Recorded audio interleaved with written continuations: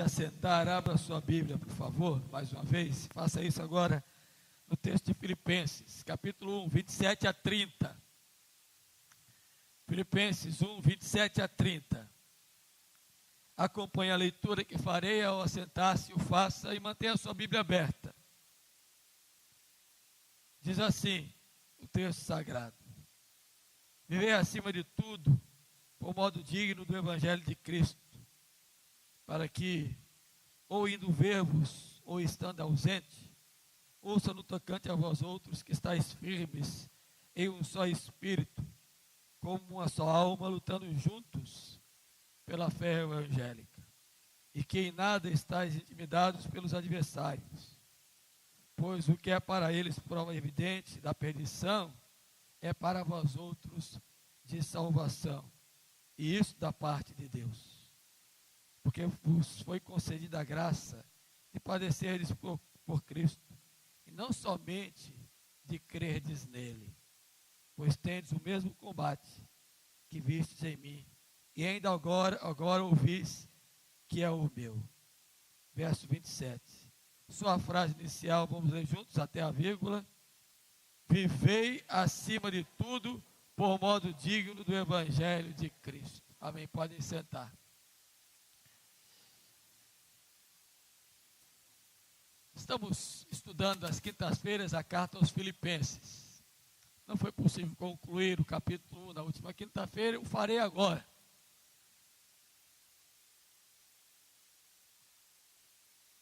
A mensagem central desta carta é uma mensagem de alegria, de contentamento. Se há um tema recorrente na carta de Paulo aos Filipenses, esse tema é a alegria. E se torna mais contundente este tema na pena de Paulo, porque quando ele escreveu esta carta à igreja de Filipos, ele estava preso, ele estava algemado. Recebe algumas notícias vindas de lá, de algumas dificuldades que a igreja estava enfrentando com supostos mestres que de maneira errônea estavam ensinando coisas falsas, bem como algumas demandas de intrigas por parte de alguns judeus que levantavam questionamentos quanto à inserção de pessoas vindas do mundo gentílico, além do que algumas questões de ordem relacional, de ordem vivencial, onde alguns grupos e pessoas, as quais no capítulo 4 ele chega a citar o nome de duas mulheres, estavam se confrontando.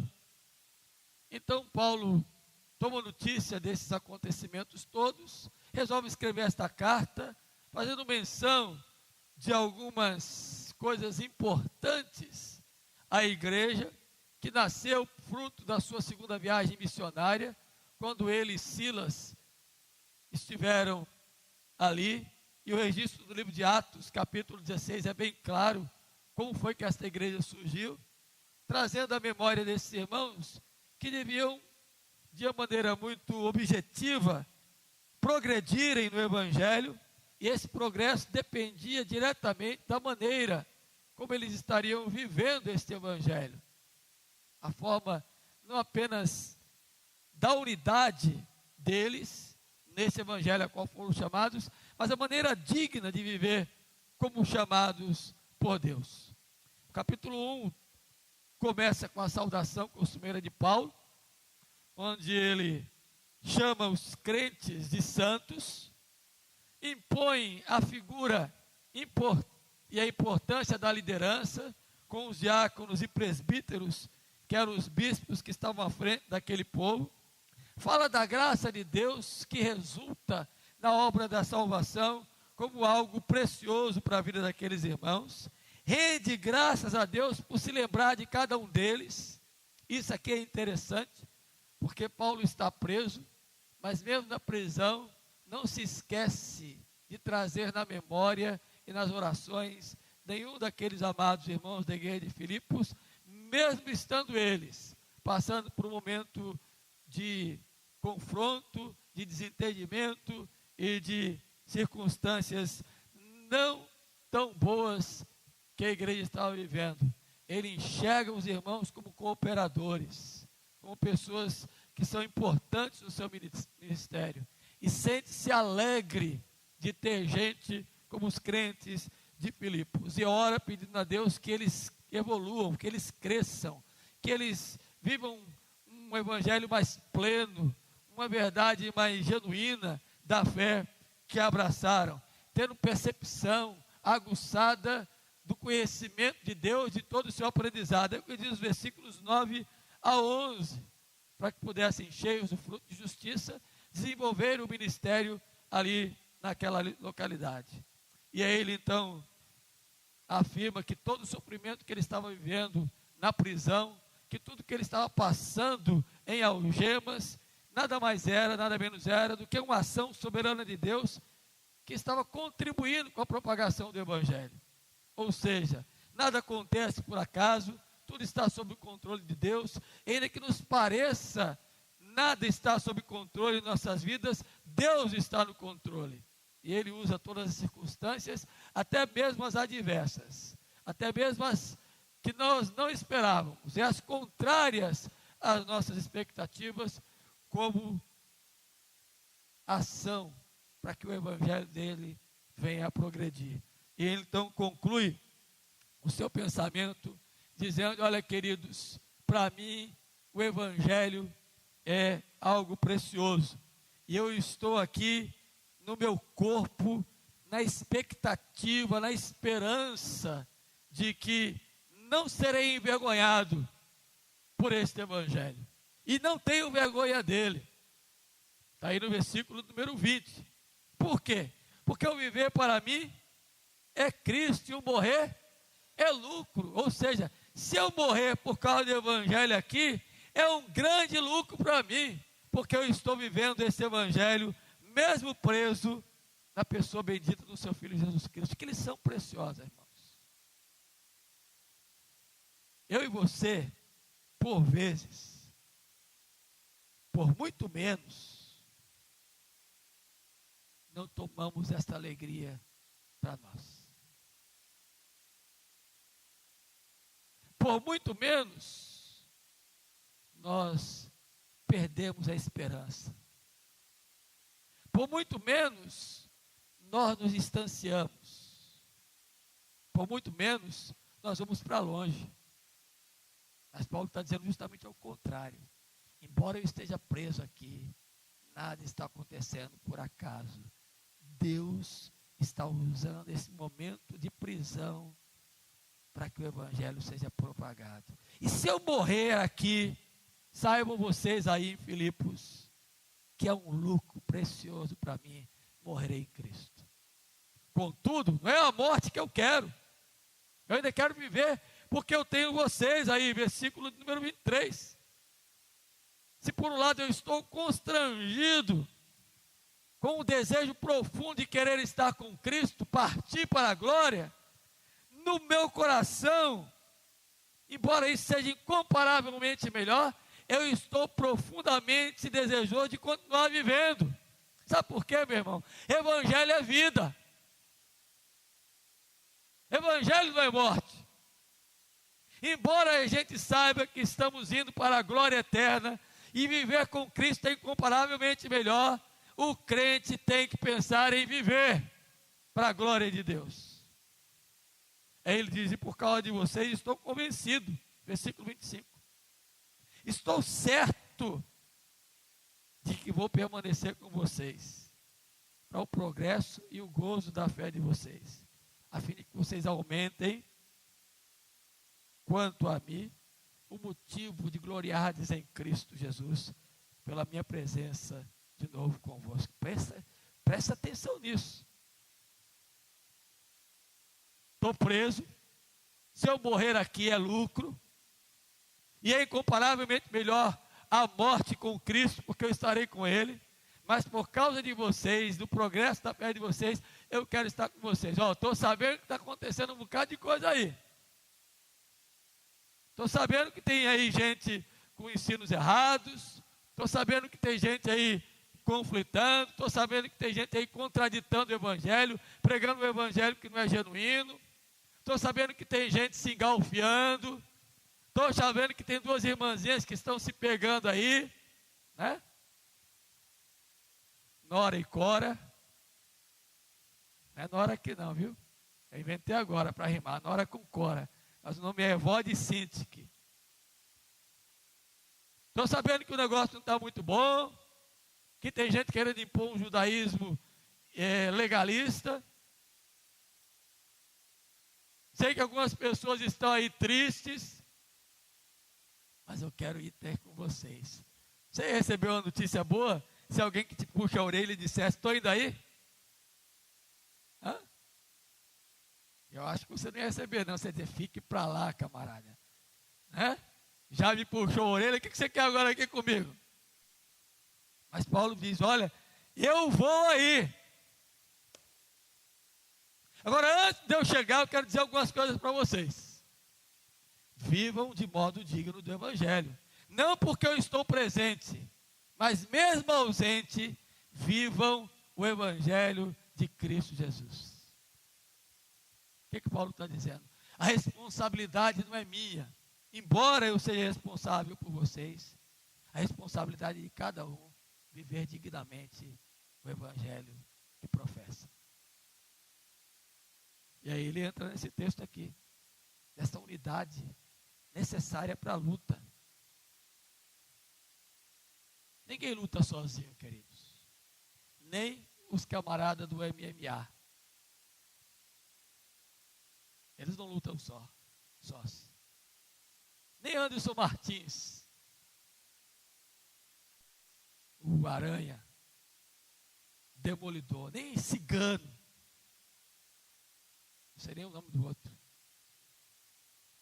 Esses lutadores aí insanos que apanham, batem, eles não estão sozinhos. Por detrás tem uma equipe, tem todo um trabalho, tem toda uma estrutura, tem técnico, tem médico, tem massagista, tem nutricionista, tem orientador. Ninguém luta só. E se ilude quem acha que está lutando sozinho. Nós precisamos uns dos outros nessa luta reída da pregação do Evangelho, da propagação da fé cristã. Nós precisamos uns dos outros. Essa ideia de lutarmos separados é inglória. Não produz efeito, não resulta em bênçãos. E viver o Evangelho digno é vivermos juntos a mesma fé.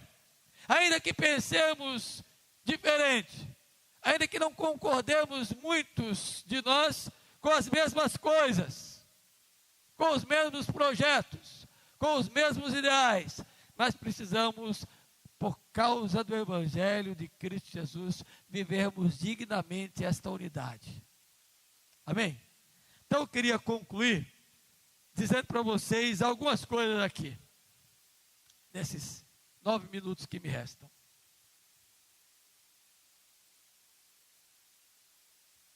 É porque nosso culto é para terminar 11h30, 11h40 no máximo, viu? O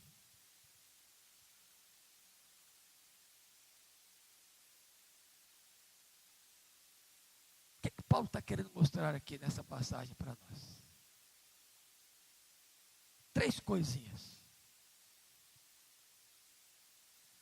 Primeiro, Paulo está nos exortando quanto à firmeza.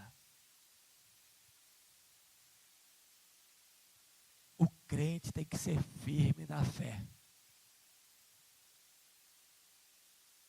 A firmeza da fé é traço característico que delineia a segurança do verdadeiro crente.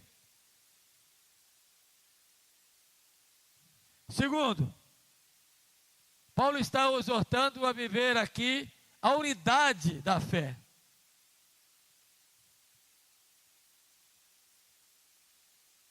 Gente que não se une, não consegue avançar. A unidade é de pensamento, é de propósitos, é de alvos, é de ideais, é de fé. Eu fico imaginando, numa comunidade como a nossa, pequena, tem gente que não crê na doutrina da eleição. E fica criando confusão no meio dos outros porque não crê. Vaza!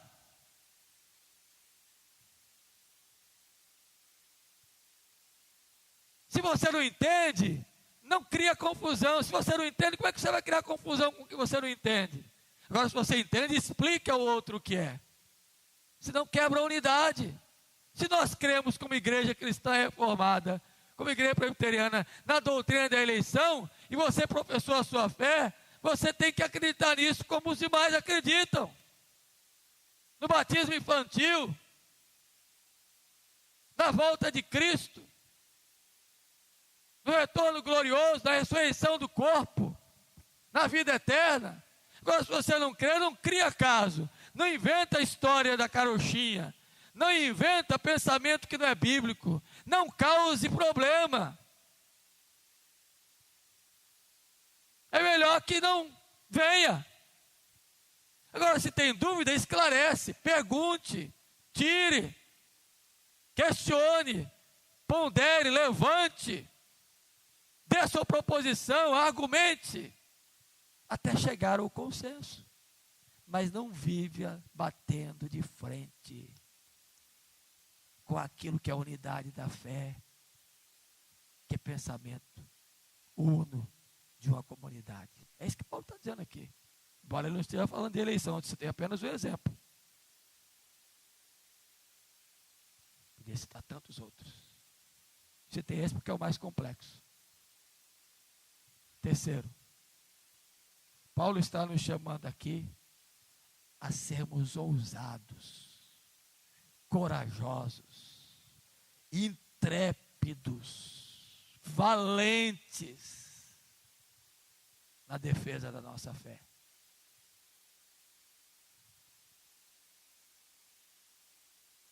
Versículo 28 diz: em nada estejais intimidados. O apóstolo Paulo, escrevendo a Timóteo, nos diz que o Espírito de Deus não é de covardia, é de poder, de amor e de moderação.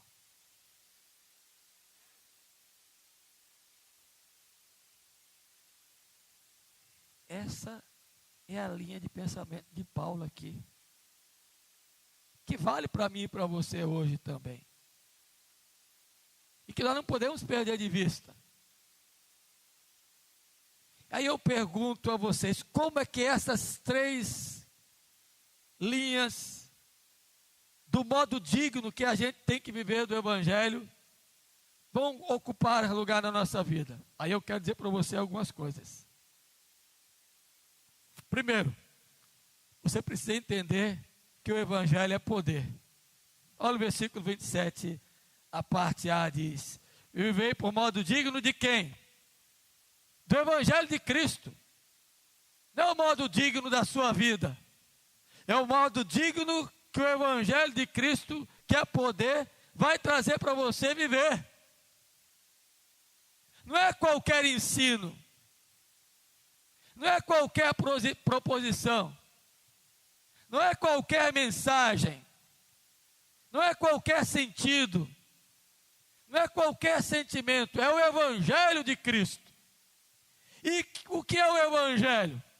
Senão a valorização do que Deus tem nos revelado, a história dele e o que ele fez por nós. O Evangelho é isso.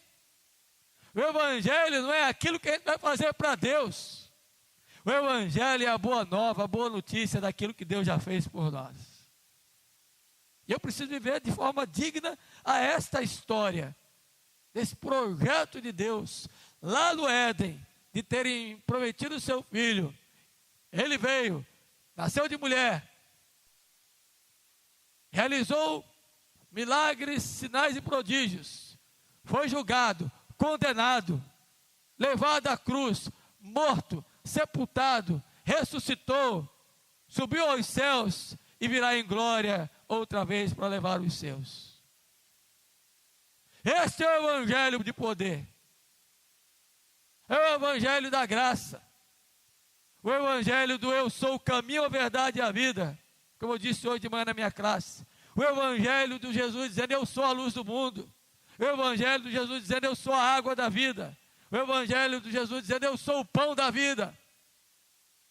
É esta dignidade do evangelho poderoso que eu e você temos que viver, anunciar, propagar a história de Deus em favor dos seus. Sabe por quê, meu irmãozinho, minha irmãzinha? Porque o evangelho nada mais é, nada menos é do que a notícia do que Deus fez, do que Deus faz e do que Deus está fazendo e fará. Não é aquilo do que eu fiz, eu vou fazer ou eu farei. Quem sou eu para fazer alguma coisa para Deus? Deus já fez tudo por mim. O que eu tenho que fazer é viver de maneira digna, correta, nesta propagação do evangelho. Sabe por quê? Porque o evangelho é poder. Porque o evangelho é de Deus. Porque a ênfase do evangelho é a graça imerecida de Deus que nos alcançou. Porque a mensagem do evangelho é lembrar que Cristo morreu pelos nossos pecados, ressuscitou e voltará. O evangelho implica em que nós, como pecadores, aceitemos a sua mensagem de maneira plena e total. Nos apropriemos seguramente daquilo que Jesus fez por nós. O evangelho nos leva a sermos embaixadores, os embaixadores que proclamam as verdades da graça. O evangelho tem um apelo, que todo homem se arrependa e se converta a Cristo Jesus. Isso é viver de maneira digna. Segunda mensagem que eu tiro daqui, é que diante dessa dignidade, o que Paulo está dizendo aos crentes que Deus esperava deles? Versículo 27, olha aí. Que eles vivessem firmes em um só espírito, como uma só alma, lutando juntos pela fé evangélica. Duas coisas que a gente espera daqueles a quem pastoreamos, como Paulo, como pastor, esperava dos filipenses, é que estejam firmes no Senhor. Não é firmes no pastor, não é firmes na bandeira da igreja,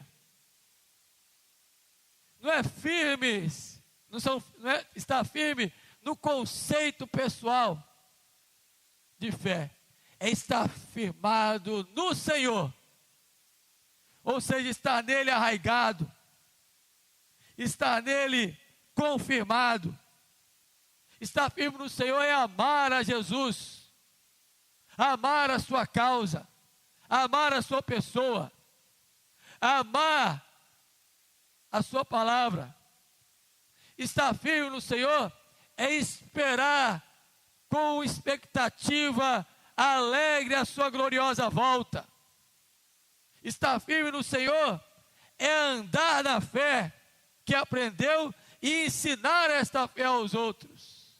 Estar firme no Senhor é propagar a mensagem genuína do Evangelho, o Redentor de Cristo Jesus.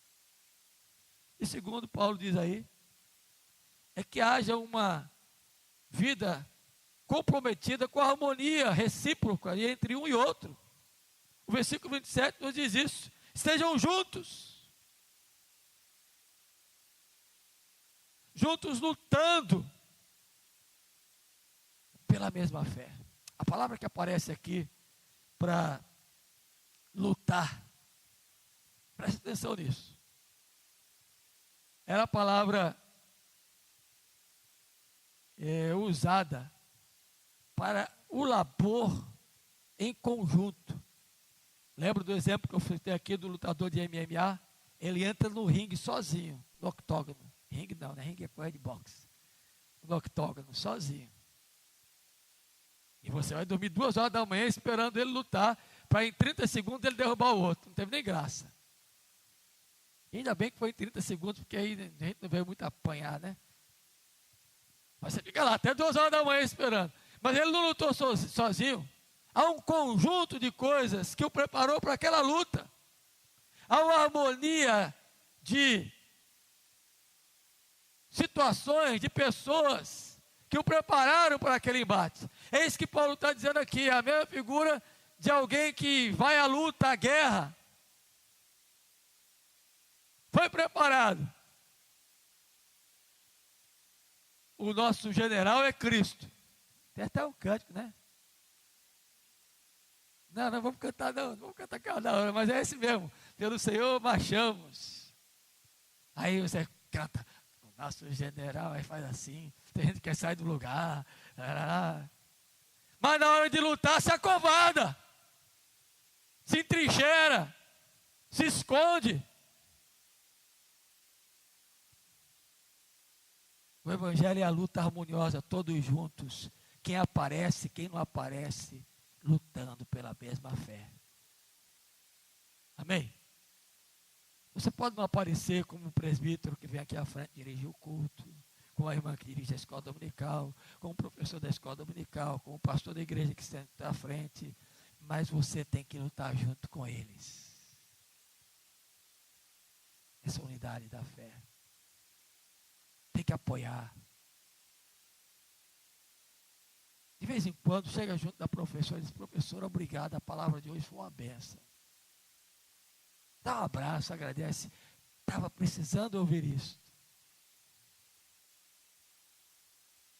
Chega para o presbítero e diz, meu presbítero, o que você falou hoje foi sensacional. Mesmo que não tenha mexido muito com você, mas que te chamou a atenção. E dá um abraço nele. Obrigado, presbítero.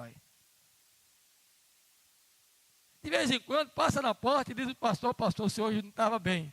Mas uma coisa que o senhor disse foi muito bom. Basta isso. Porque não é obrigado todo dia o pastor pregar, sabe? Como alguns dias a gente está até inflamado, parece que vai subir pelas paredes. Outros dias a gente está ali meio borocochô mesmo, é da natureza, é do momento. Mas lute junto. Chegue junto. Levante, afague, abrace, apoie, incentive, divida, compartilhe, ande. Isso é viver a modo digno do Evangelho. Terceiro. E contra os inimigos, faz o quê? No caso aqui de Paulo, possivelmente eram os cultuadores ao imperador, que tinha em Filipos uma província romana muito forte. Eram possivelmente os sensualistas que estavam pregando o evangelho todo ligado à ideia simplesmente do prazer. Eram os judaizantes que estavam querendo influenciar alguns. Olhem o capítulo 3, por favor, versículo 1. Quanto ao mais, irmãos meus, alegrai-vos no Senhor. A mim me desgosta, e é segurança para vós outros, que eu escreva as mesmas coisas. Versículo 2, acautelai-vos dos cães, acautelai-vos dos maus obreiros, acautelai-vos da falsa circuncisão. Embora tenha gente assim, meus irmãos, eu sei que vocês podem ser intrépidos, corajosos contra essas pessoas, contra esses inimigos. E sobretudo contra o inimigo de nossas almas. Falsos ensinos, falsos mestres. E a palavra que aparece aqui no versículo número 28, para não ser intimidado, é qualquer outra coisa que porventura queira lhe baixar a guarda, lhe meter medo, não permita, seja ousado no evangelho que é poder de Deus. Quarto e penúltimo lugar. Tenha consciência de que sofrer pelo evangelho é um privilégio. Versículo 29. Porque vos foi concedida a graça de padecerdes por Cristo, não somente de credes nele. Me diga uma coisa, seja sincero. Responda para mim, aí no seu coração. Se você recebesse um comunicado, uma cartinha, do pastor Maurício, dizendo: olha, dona Josenita, olha Elisa, olha dona Cleusa, olha dona Maria de Lourdes, olha dona Jeane, olha dona Fátima, olha Marília Gabriela, olha Leandro, olha Diraldo Suzarte, olha Joedson Gomes.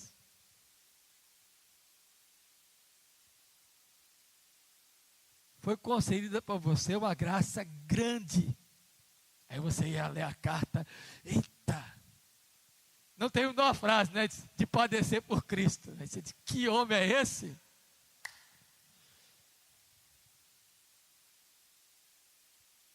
Me dá logo a notícia ruim, para que dar a boa e depois da ruim?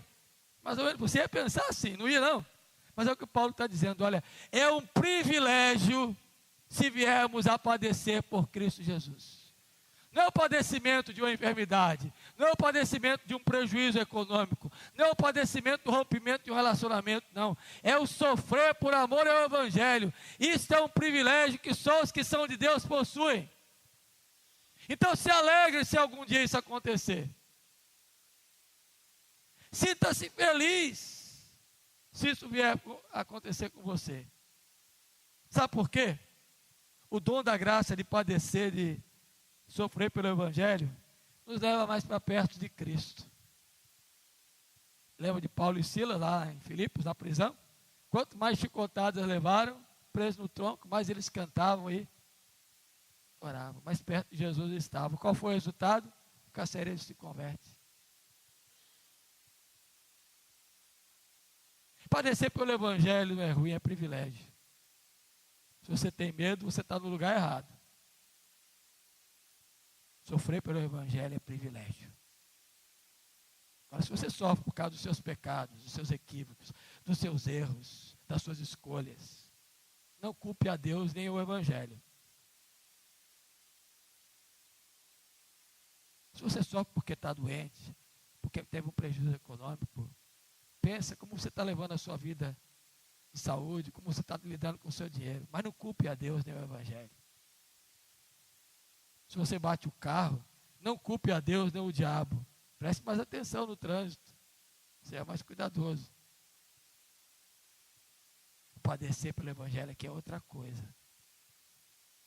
É ter a fé sendo evidenciada sobre qualquer situação, em qualquer lugar e sobre qualquer condição. Padecer pelo Evangelho nos traz a segurança. Eu sou de Deus.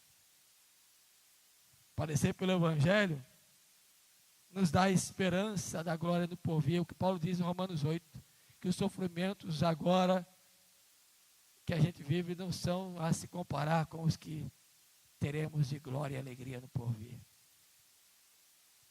Por fim, sofrer pelo Evangelho, sabe quem vai frustrar-se? O lapeta.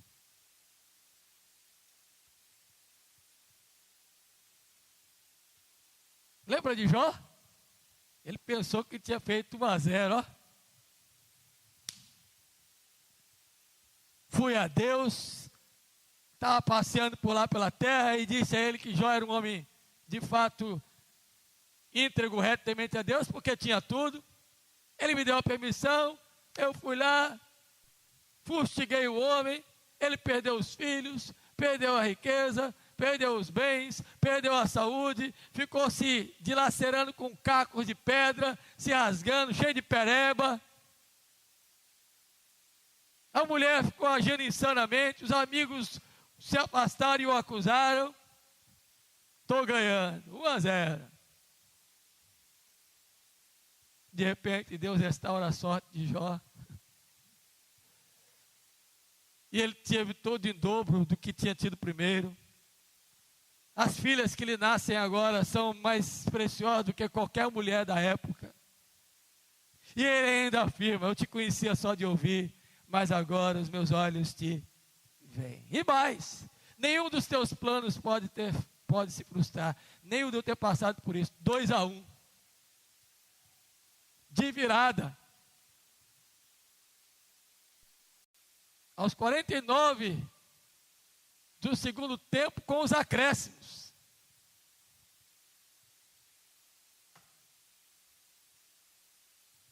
Quem se frustra é o diabo, que pensa que vai nos derrotar, porque estamos sofrendo por causa do Evangelho. Quando o carcereiro e toda a sua casa foram batizados, depois daquele terremoto na prisão, e Paulo vai para a casa deles, é cuidado com Silas em suas feridas, ele batiza a família e volta. Você acha que quem foi derrotado ali? Roma, o diabo. Quem se frustrou? Os magistrados, o império, Satanás. Porque o Evangelho venceu. E eu quero concluir dizendo para você uma única coisa nesta manhã.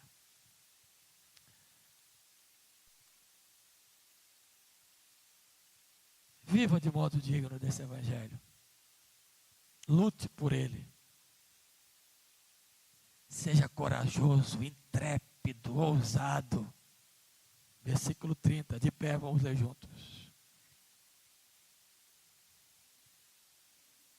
Vamos lá? Pois tendes o mesmo combate que vistes em mim, e ainda agora ouvis que é o meu. Seja corajoso, combata. O mesmo combate de Paulo é o meu, é o seu, é o nosso. Lá em frente, não se intimide, lute pelo Evangelho. Que Deus nos abençoe. Amém mesmo? Que maravilha! Fico pensando, se a gente vivesse essa dignidade, como nós não estaríamos vivendo tão timidamente como a gente tem vivido. O Senhor já tem feito grandes coisas em nós e por nós. Imagine se a gente fosse mais ousado. Não é verdade? Com a sua cabeça, vamos orar ao Senhor.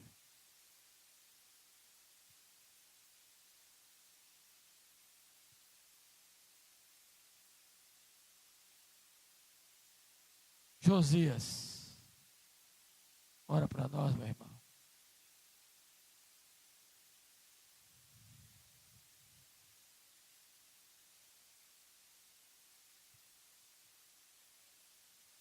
Oh Deus, ajuda-nos, Pai.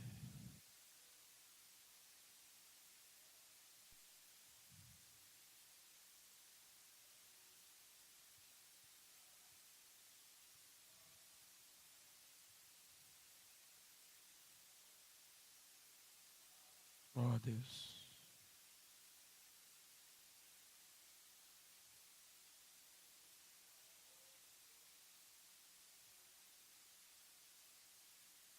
Oh Deus.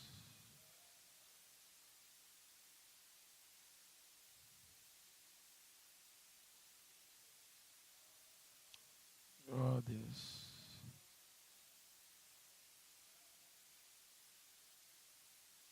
Oh Senhor.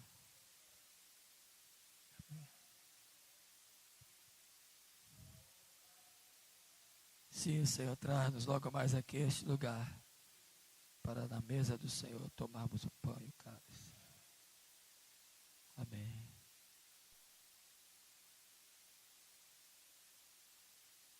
Amém. Que a graça bendita de Jesus, que renova nossas forças, o amor de Deus o Pai, que nos alimenta continuamente em qualquer lugar, e todo o poder do Espírito Santo, que nos enche de ousadia e intrepidez, para vivermos o Evangelho dignamente, repouso sobre vós, igreja do Senhor aqui reunida neste lugar, e sobre todo o povo de Deus espalhado pela face da terra, hoje e sempre. Amém. Amém.